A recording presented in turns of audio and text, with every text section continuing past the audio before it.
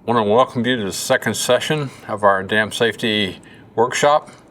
Appreciate your attendance. Unfortunately, we're having to do this virtually. I wish I were able to see everybody and talk to people because that's a big thrill for me to be able to visit with people. I want to share a few things before I get started on my presentation. On May 25th, there was a report received by our office that a dam had failed. And we checked into it, went through the process, and found out that no dam had failed. And we had to provide all the information that Trina was talking about a while ago in the EAP process of notification. We had to provide it because the owner did not have an EAP, and there's a dispute over the ownership. So unfortunately, there wasn't any notification given except by us. Just again, the importance of having an EAP and having it available and having notification chart updated. What I'm going to be sharing today is one of the most important parts of a dam safety program. Maintenance and taking care of your dam is very important. And as you know, I'm very passionate about all of this, and so we're gonna look at a lot of things in this process. I'm going to discuss dam owner responsibilities. We're going to discuss inspections that Trina alluded to in her presentation, maintenance plans, maintenance recommendations, and I'm going to show you some pictures that we've taken in various different places on some issues that are out there that need to be addressed. Dam owner responsibilities. The owner shall be responsible for operating and maintaining the dam and spillway in a safe manner, regardless if the dam safety program makes an inspection or not. The owner shall be responsible for addressing all maintenance and safety concerns identified during any inspection. That includes whether we make the inspection or whether you have an engineer doing the inspection. Owner shall ensure that necessary maintenance repairs, alterations are initiated and completed in a timely manner following any inspection. And again, that's whether we make the inspection or somebody else makes the inspection. Owners, not the state, are responsible for the safety of dam, including making any additional dam safety evaluations and repairs. And this is one of the findings of the Spencer Dam Failure Investigation Report from Nebraska, a dam that failed up there. One person died. It's now in the courts, and we'll see where this all goes. But it's important that the owners take responsibility for this, and it's not the state's responsibility. Dam inspections. Inspections. The owner shall inspect dam and spillways on a regular basis following significant rainfall events and during emergency events. Owner shall notify the dam safety program in writing within 5 working days after becoming aware of any problems or damage that pose a significant threat to the dam. And this doesn't have to be a letter, it can be by email. The owner shall submit a copy of all engineering inspection reports prepared by the owner's professional engineer to the dam safety section for review. And we do review all of these reports that come in that engineers do prepare, and we provide comments back to the owner on all of these reports. The frequency of inspections. An owner should have a detailed inspection at least once a year, more often if possible. Doesn't necessarily have to be by an engineer, but it should be very detailed and not just a maintenance type inspection. TCEQ inspections at least every 5 years for high and significant hazard dams. An owner can have engineering inspections more frequently, so if you have decided you want to do an engineering inspection every year, that's fine. Just submit the report to us and we'll review it. Maintenance plans. The owner of all dams, and I want to emphasize this includes any dam, shall develop and implement an operation and maintenance plan even if TCEQ dam safety has not recently performed an inspection. It's very important that all owners, and this is in the statute as well, it says this, that all owners have a plan for maintaining their structure. The plan should include schedules for engineering and maintenance inspections, any restrictions imposed by engineer's design, and that could be having to do with instrumentation or any other restrictions that the engineer has placed on the owner's dam. A list of maintenance items and a schedule for addressing each item. Now I'm going to go through some maintenance recommendations that we've given these before, but it doesn't hurt to recommend or go back through them again. The emphasis is very much on taking care of your dam and maintaining it. Desiccation cracks or structural cracking. The desiccation cracks are usually associated with drying due to lack of rain, and they usually show up like in a spider web type design. They can result in saturation of the dam when rains occur. Water flows into the crack and then could result in slides. Structural cracking is usually associated with movement of the dam. It can indicate a problem with the dam that needs attention of an engineer. For desiccation cracks, you cover the cracks with topsoil and revegetate the area. I would use very much topsoil and not clay material. Structural cracking, which is longitudinal or transverse, those that run parallel to the crest of the dam or go perpendicular to the crest. If you have significant cracking, an engineer may need to be retained to determine the cause of the cracking and to make recommendations for correction. It's important that if you find cracking out on your dam, you take care of it, because it can lead to other problems that will cost you a whole bunch of money, if not failure of the dam. For tree growth, our recommendation is all small trees less than 4 inches in diameter. And I know there's some that say 6 inches in diameter or less. Regardless, all small trees, whether it's 4 or 6, brush, vines, briars, and bamboos should be cut and removed from the dam at least yearly. And I would suggest either in the fall or winter when there's less chance of snakes and other things out there. Mow the grass on the dam if possible at least twice a year. Remove all trees and brush from earth-cut spillways. Remove vegetation from around inlets. Remove trees and brush from around concrete structures and pipes. And if you do that, care should be taken to avoid damage to the concrete during removal. Trees can result in a lot of different problems, and that's why we say that they should not be there. I know I've had people say that their wife told them they needed to plant trees on the dam. That's not a good thing, because it can create seepage paths. It can create, if they fall down during a storm, you can uproot the whole root ball, and it can result in failure of the dam, and we have had dams fail because of trees. We've seen a number of dams, and I'm going to show you a couple of photos. Sometimes the crest gets rutted from people driving when it's wet.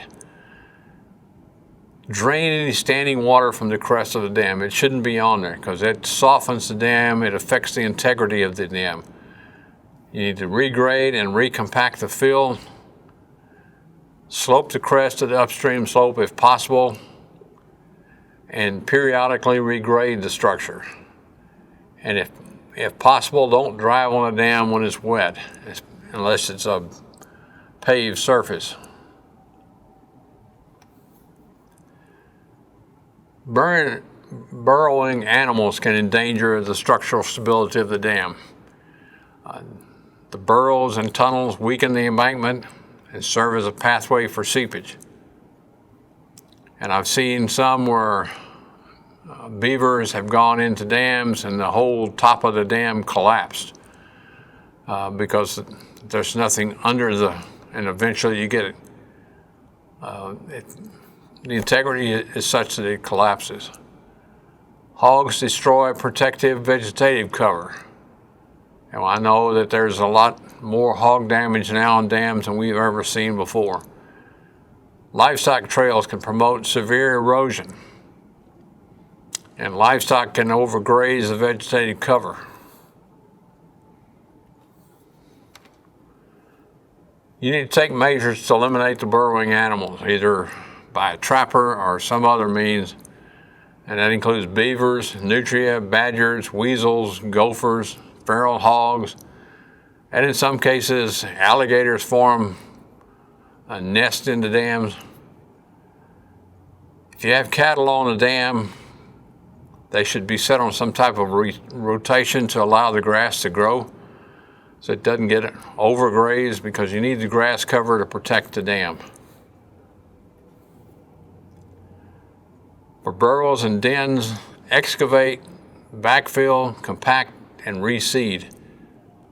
Also, you can fill the hole with grout, cover with soil, and reseed or revegetate. For livestock trails, fill the soil and compact, and then fill with soil and then compact and then revegetate. It's important that you cut down on livestock trails, because from experience of yesteryear, livestock follow the same trail over and over and over again until it wears down. For hog damage, you revegetate the damaged area after repairs. The cause of erosion will have a direct bearing on the type of repairs. Evaluate. May be more cost-effective to truly fix the cause rather than periodically repair or band-aid the symptom. And we see this a lot, where something is, you get water flowing from the abutment onto the dam or wherever it may be. You have some storm drain on the crest and it filters down on one side of the dam and it causes a big erosion gully. Repair erosion channels and gullies as soon as possible, and determine cause if it's unknown or if it's a new occurrence.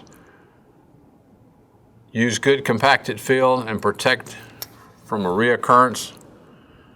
For example, cover with rock riprap or high-performance turf reinforcement mat. Something that will stay there and will protect it. Establish a good grass cover in repaired areas. And erosion around inlets and along conduits will require an engineer to determine the cause of the problem and recommend a correction. Sometimes the erosion around inlets and along the conduits may be the result of water coming from inside the conduit through a crack. When you're repairing slope protection or reestablishing slope protection, it includes the bedding material. You need to have an engineer to design the slope material and the bedding material, the right size rock and the right size of bedding material. Extensive damage may require flattening the slope before replacement of the soil protection. Again, that would need an engineer. Something else that you should check when you're making your routine maintenance visits is check for leaning utility poles, if there's any on the dam, or guardrails, sprinkler heads, or any slumps on the slope. That could indicate that you have potential movement in the dam and it should be addressed. If a slide is located, an engineer needs to be retained. Your engineer should evaluate the cause of the slide and recommend correction. It may require lowering the lake level because the slide may be such that it could result in failure of the dam. One of the responses for a slide would be to stabilize with lime, to cut down on the loss of integrity. When you're doing this, you should over-excavate the slide area, and proper benching existing embankment is critical for proper bounding of new fill. It's essential that you get a stepped type approach so that you get good bonding of the new material with the existing material. Monitor seepage regularly to determine if flow is increasing or if soil material is being carried in the flow.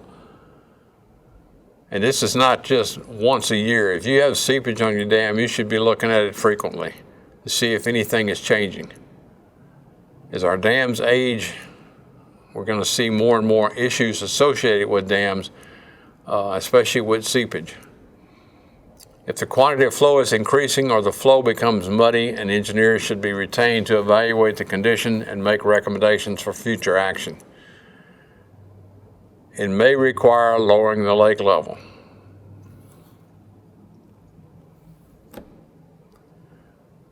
Monitor any flow from under a concrete spillway and any flow from any drainage system, toe drain system or wells drain system. If your flow increases or there is soil material in the flow, contact your engineer for recommendations on corrective action. Do not confuse iron ochre, which is a red color, with suspended soil material, because it can look almost identical. If your flow increases rapidly or the amount of soil increases, the reservoir may need to be lowered under the direction of your engineer and may require notification under your emergency action plan.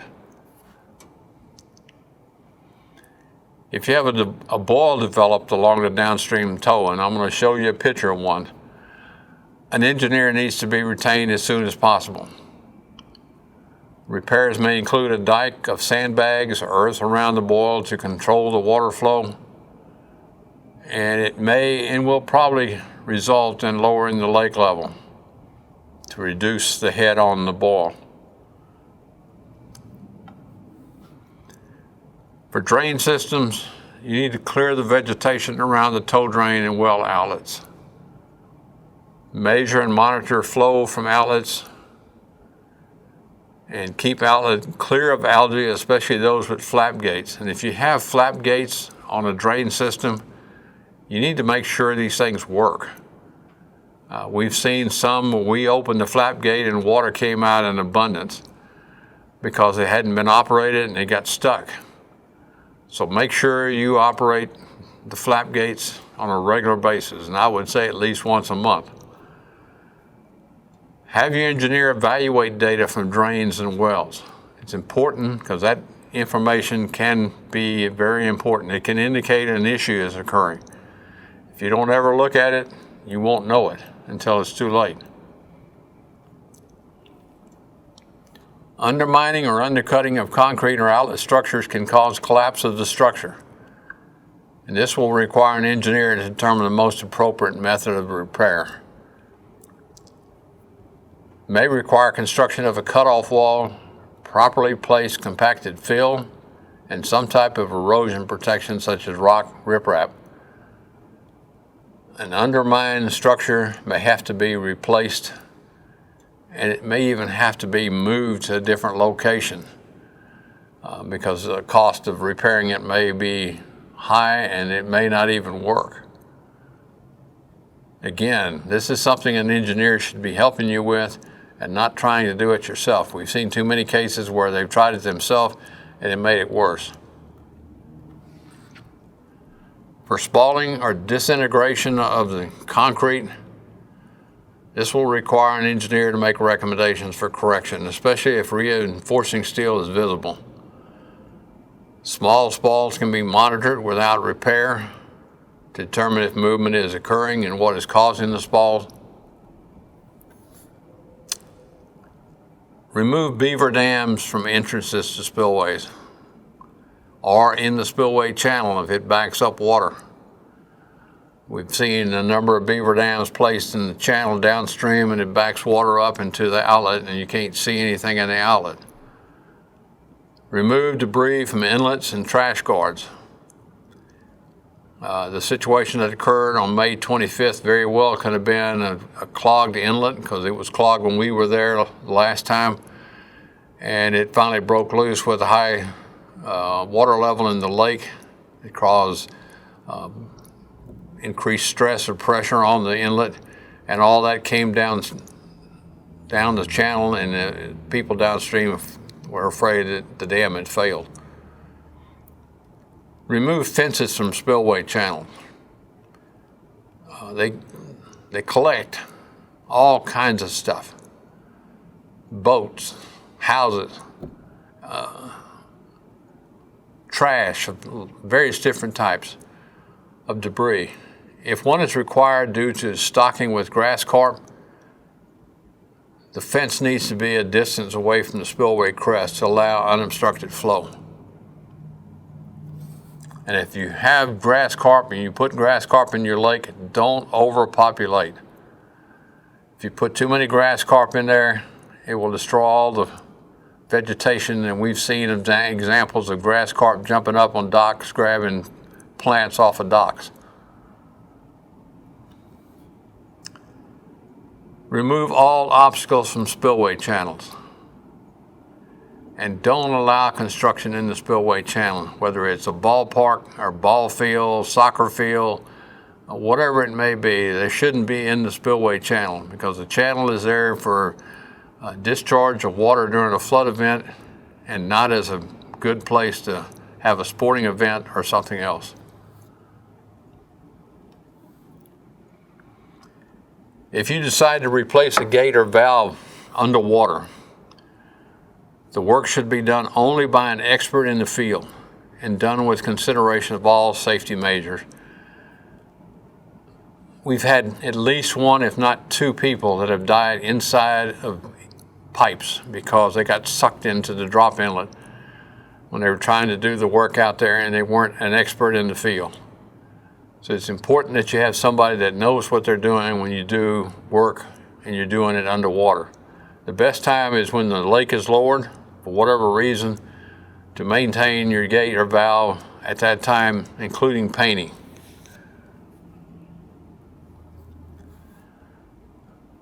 Low flow outlets, siphon systems, control gates, flashboards, and other outlet control works must be operated at least annually. If the systems are deteriorated and have not been operated in many years, they should not be operated until they are inspected by a qualified professional engineer or a qualified contractor who knows what they're doing. Areas to inspect on spillway gates. These are the kind of gates that Trina was talking about with House Bill 26. Main framing members, lifting and supporting assemblies, lifting connections, chains, cables, fractures, cracks, and welds in the gate itself as well as the members. Normal water line should be inspected, abrasion areas, crevices, the trunnions, which are very important for raising the gates, seal plates, and lubrications. Now, I know in the last few years we've had a number of gates have been replaced because of age, and that's something that should be considered if you are looking at that type of thing. They're costly, but it's important that you have gates that operate during a flood event. We've seen over the last few weeks now, with all the rains that we've had in Texas, the gates have been operated, and they need to be operated when you have a storm event. Operate the gates through full cycle at least once a year, preferably under full load. Coordinated releases with your emergency management coordinators. Now, if you're in a drought condition, I wouldn't say operate your gates with a full load behind it. Use your stop logs. Check noise levels when you're operating the gates. Check all mechanical parts for wear. Check all bolts for tightness or missing bolts. Check side seals. Now I'm going to show you some maintenance photos.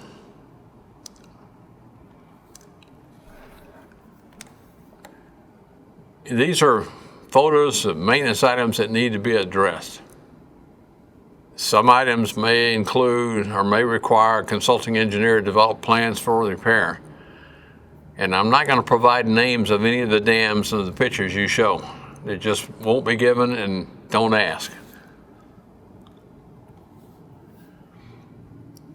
Here's a dam that we were out recently, and you can see ponding water. You can see trees all over the dam.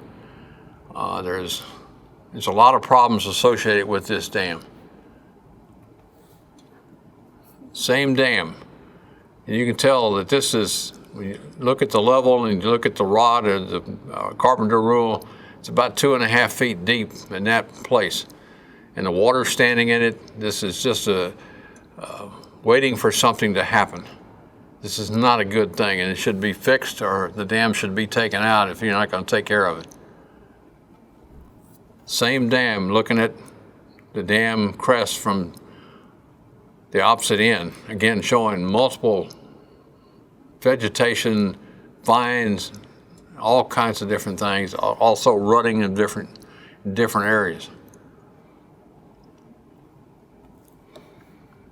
Here's a structure that shows settlement of the embankment of a good distance, probably 8-10 inch settlement. It's also a large crack. It's something that should be addressed soon. Animal burrows on top of the dam.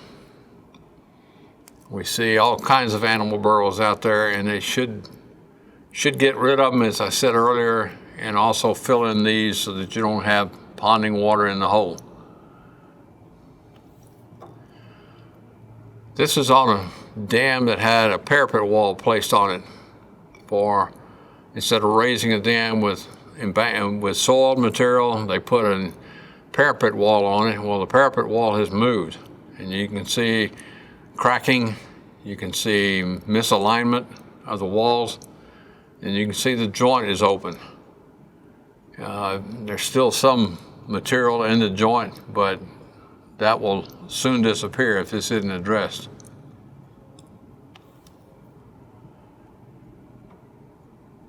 In a number of dams, we've seen reeds or cattails or some type of vegetation planted along the upstream slope for protection against wave action. It's fine, but it also hides everything because it's difficult to see what could be going on underneath all that vegetation. It's our recommendation that that should be removed and replaced with something else. Here's an example of trees, numerous roots and trees on the upstream slope of the dam, and you can even see a hole underneath one of the trees. Just not a good situation and should be addressed. Here's an example of wave action erosion on a larger dam where they have rock riprap on the slope for protection, and it's created a bench on this dam that's probably 6 feet tall. Here's one in embankment in the soil material, an earthen embankment. Again, it's wave action erosion, and eventually it's going to eat back into the crest. Here's a hole, and you can see the 5-foot mark on the survey rod. This is on the upstream slope where there's a hole that's developed underneath all the rock. Again, too much tree growth on this particular dam. You can't see what's there. It's hard to inspect, and it can create other issues associated with tree roots. This is cattle trails that are on the slope, and it's causing erosion on the slope. And again, as we talked about, the cattle should be kept off the dam for periods of time to allow the slopes to revegetate and to repair some of these types of trails. Here's an example of a beaver. You can see in the middle of the photo the tree had been cut by a beaver. And you can see at that same place, which is apparently an entrance to a beaver den inside the dam.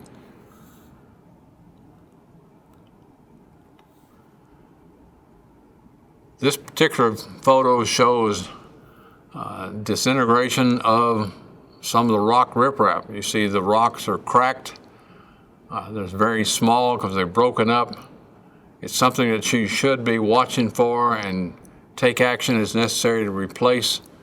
It's not something you do all the time, but at least you should monitor this and make repairs as necessary. If you get a big flood event, it can wash all this off. On the downstream slope, again, you have too many trees.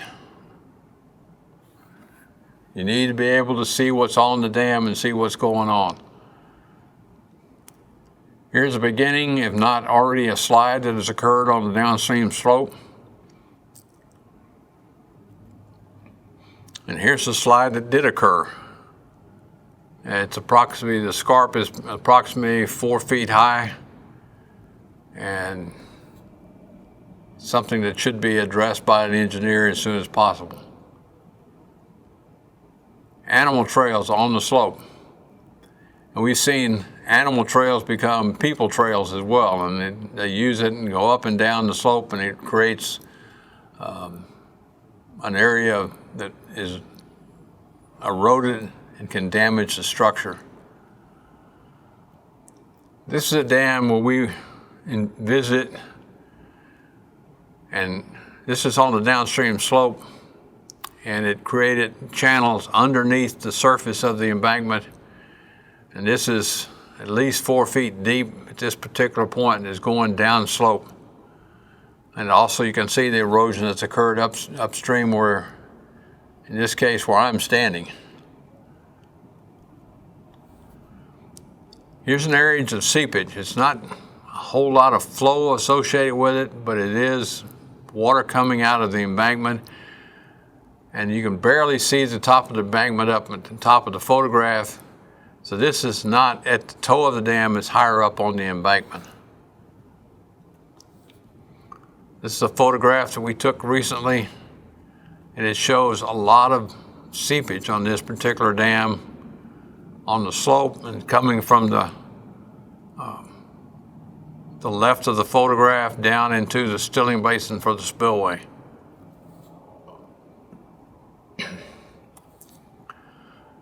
This is a boil.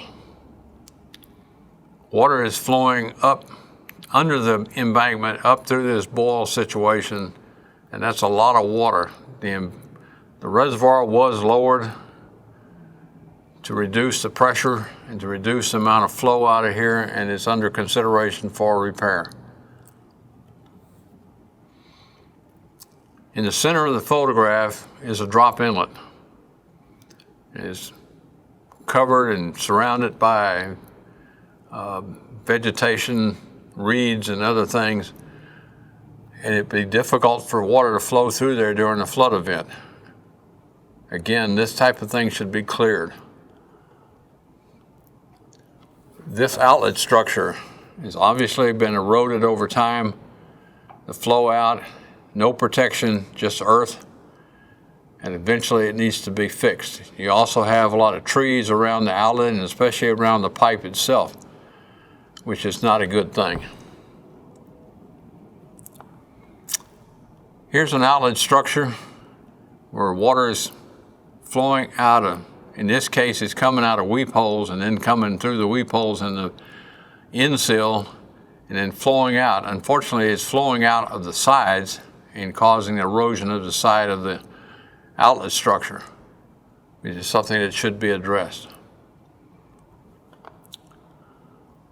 This is one we got a complaint on. It's a large erosion gully in the spillway channel, and people downstream are complaining because a lot of material is coming downstream. Unfortunately, the people living downstream are living right on the bank of the stream, which is not a good situation either. Here's a spillway wall that's quite cracked, and eventually it may need to have some structural repairs made to it. Here's a spall in the spillway channel floor along the joint, and the joint appears to have be open to some extent. This is something that should be addressed. These holes are beside the spillway wall, and again, it should be determined why there's a holes there. Are we getting flow underneath the spillway, or is there something else going on?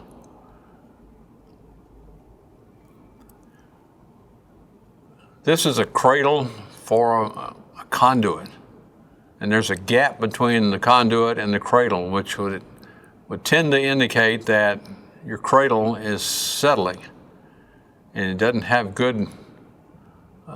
You don't have good contact with the pipe. This is something that should be looked at and find out what's going on.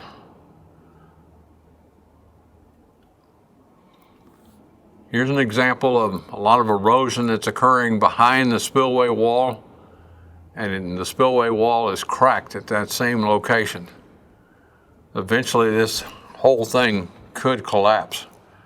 The other issue that you can see here is that the pipes are they're about half full of water, so there's no way to do an inspection of the pipes. Here's a couple of examples of joint separation with the cradle and the pipe, and also the end of the pipe is spalled.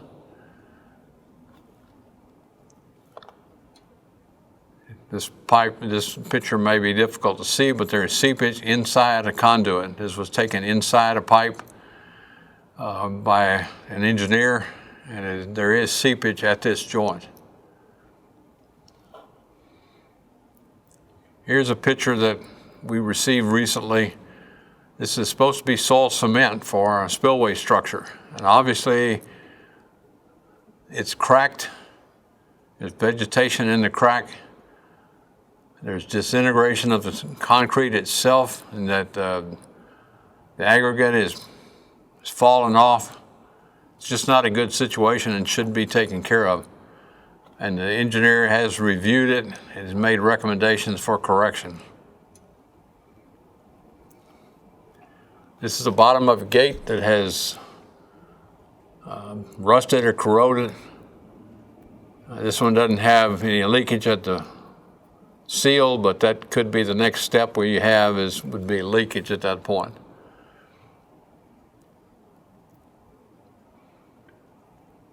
This low flow outlet is not operable. It's covered up by silt. And I would say that not all low flow outlets need to be operable. They were put in for use during construction. But if you're going to operate it, it needs to be cleared and made operational. If you don't want to use it, then come up with another means to lower the lake if you have to, either by using siphons or a pump or something else. Instrumentation. Now, not all dams have instruments on them, but if they're located on a dam, you need to collect the data on the schedule provided by your engineer. Protect instrumentation from damage during maintenance activities, like mowing and other things out there, so they don't get destroyed. And have an engineer evaluate the instrumentation data, especially if you get unusual readings or new trends in the data. And the frequency depends on the condition. Here's a set of instruments that has been protected. Here's another set with protection.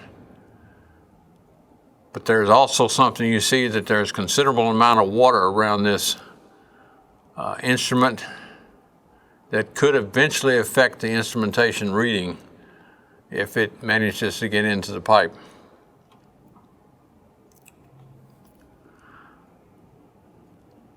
The red line is in the middle of the graph here is the level that when something exceeds that, it should be looked at. And you can see at least 2 occasions where the instrument exceeded this critical elevation. It's something then the engineer should be looking at, and you can also see a trend upward.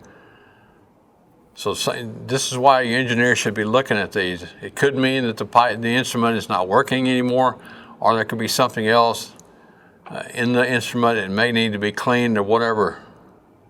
It's important to look at the data. If you have it, you need to look at it. In summary, the dams in Texas are getting older.